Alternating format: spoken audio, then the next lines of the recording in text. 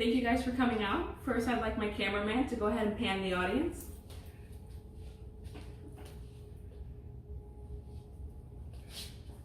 Okay. Is your work and contribution to Earth enough? I sometimes wonder what my purpose is and how I can reach people around the world.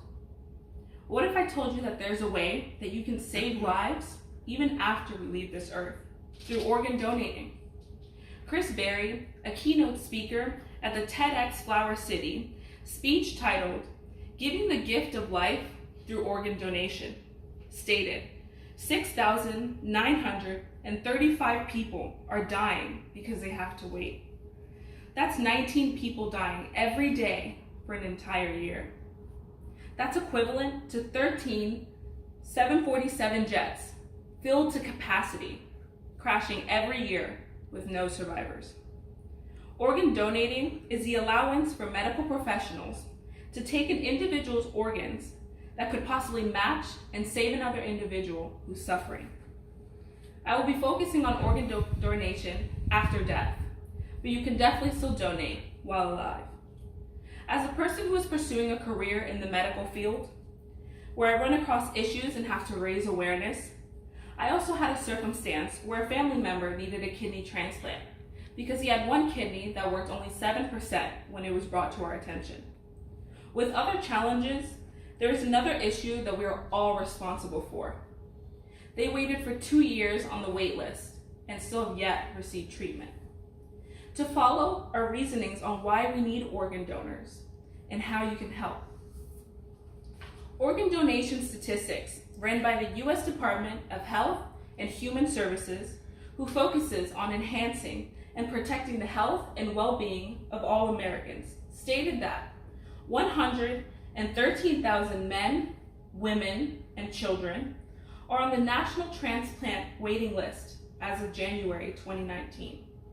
While many Americans say that they support organ donating, which is around 95%, only 58% are actually signed up as donors. I have provided an organ shortage statistic chart, which shows in pink the individuals that are on the waiting list, which is 1,500. In the blue are the individuals that have received transplants, which is only 34,770 individuals. And it drops lower for the individuals that are signed up as donors, which is 16,473. Religion also plays a strong opposing role. Tim Tygreen published a case of family opposition to organ donation through the Center of Practical Bioethics, which in summary talked about a 25-year-old man who sustained a massive trauma to the head. His parents were religious and decided to withdraw life support. The patient was an organ donor. The parents were aware of this and shut the idea down. And they said, "Get out of God's way." There's many organizations nationally that specialize in organ donating, including Donate Life America, American Society of Transplants, and American Red Cross. Be curious, research, locate the nearest tax collector where you receive driver's license and sign an organ donor consent form. Spread and conquer, create communities. Next, I'm going to play a video of a mother who lost her child and decided to have his organs removed to save another's life where they couldn't save her own. This mother will now forever hear the heartbeat of her son live on. He is never lost.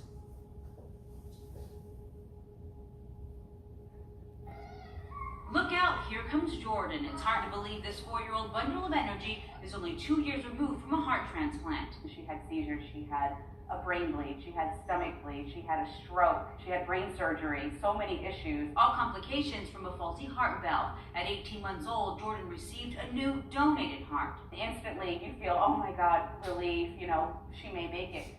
But on the flip, it took maybe a half a second for me to turn and say, a mother lost her child tonight. That child was 7-month-old Lucas. He's the happiest kid. He only cried when he was hungry. Lucas was Heather Clark's only child, and she didn't hesitate to make that selfless decision to donate his organs during a time of tragedy. The only thing I can think of is, I can't save my own son. Why not save somebody else's? Now this little lady can run around and play like any other child. Nearly 2 years after the transplant, these two mothers embraced for the first time. Heather also got to meet the little girl her son saved.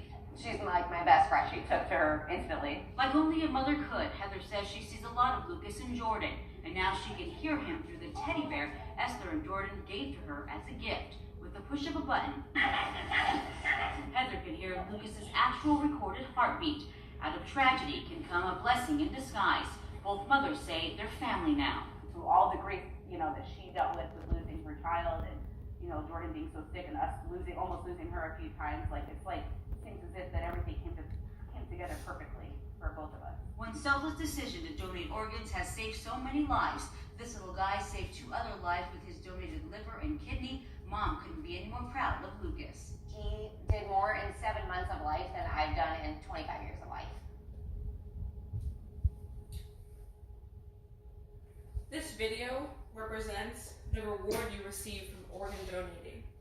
Organ donation statistics ran by the U.S. Department of Health and Human Services, who focuses on enhancing and protecting the health and well-being of all Americans, stated, just one individual can save 8 lives. One person can donate a heart, 2 lungs, a liver, a pancreas, 2 kidneys, and intestines. In 2018, more than 147 million people over the age of 18 were registered as organ donors. This is more than half of the U.S. adults.